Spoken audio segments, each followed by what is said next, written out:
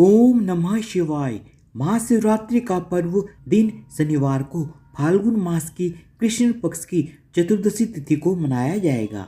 इस दिन भगवान शिव के साथ शिव परिवार की भी पूजा की जाती है।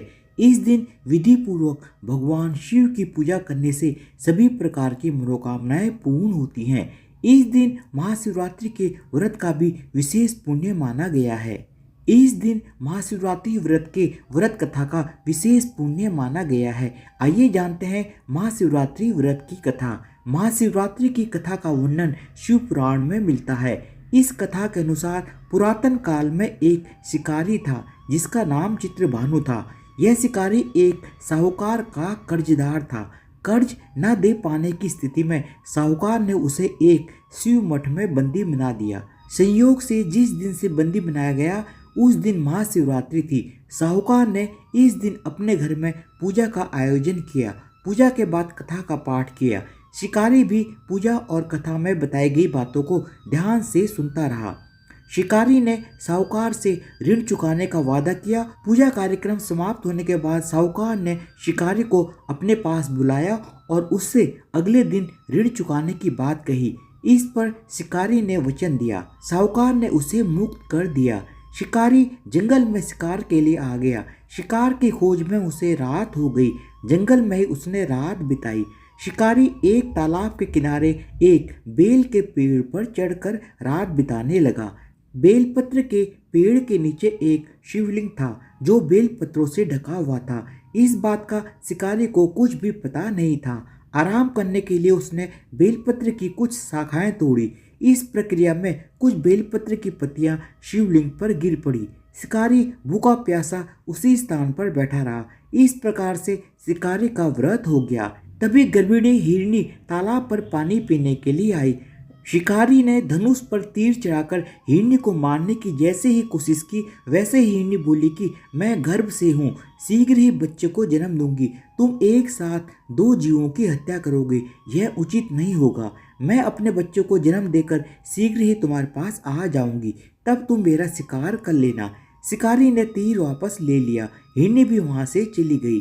धनुष रखने में कुछ बेलपत्र पुनः टूटकर शिवलिंग पर गिर गए। इस प्रकार उससे अनजाने में ही प्रथम प्रहर की पूजा पूर्ण हो गई। कुछ देर बाद एक और हिरनी उधर से निकली।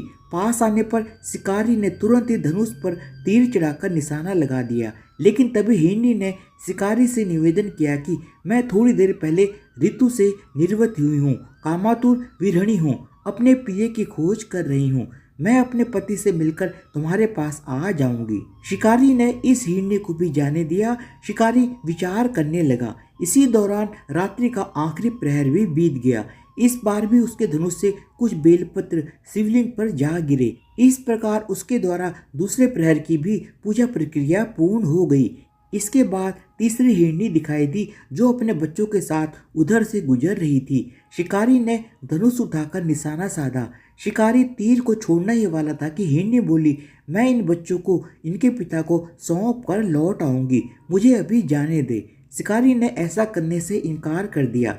उसने बताया कि दो हिरनी को मैं छोड़ चुका हूँ। हिरनी ने कहा कि शिकारी मेरा विश्वास करो, मैं वापस आने का वचन देती हूँ।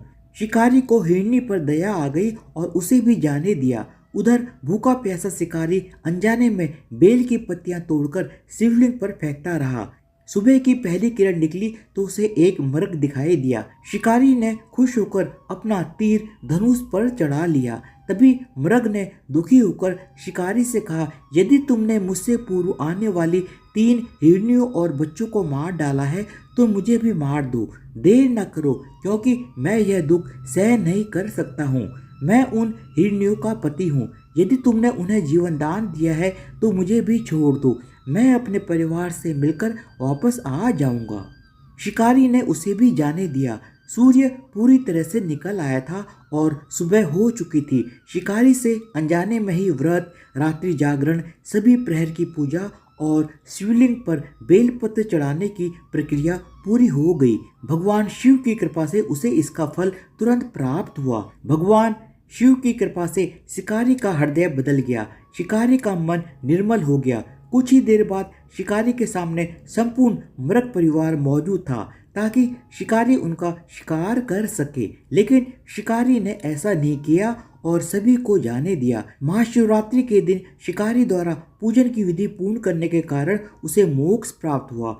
शिकारी की मृत्यु होने पर यमदूत उसे लेने आए तो शिवगणों ने उन्हें वापस भेज दिया। शिवगण शिकारी को लेकर शिवलोक आ गए। भगवान शिव की कृपा से ही अपने इस जन्म में राजा चित्रभानु स्वयं के पिछले जन्म को याद रख पाए और महाशिवरात्रि के महत्व को जानकर उसका अगले जन्म में भी पालन कर पाए।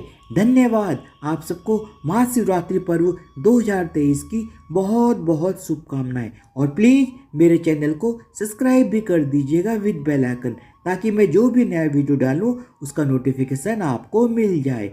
धन्यवाद। बोलो भगवान शिव की जय हो।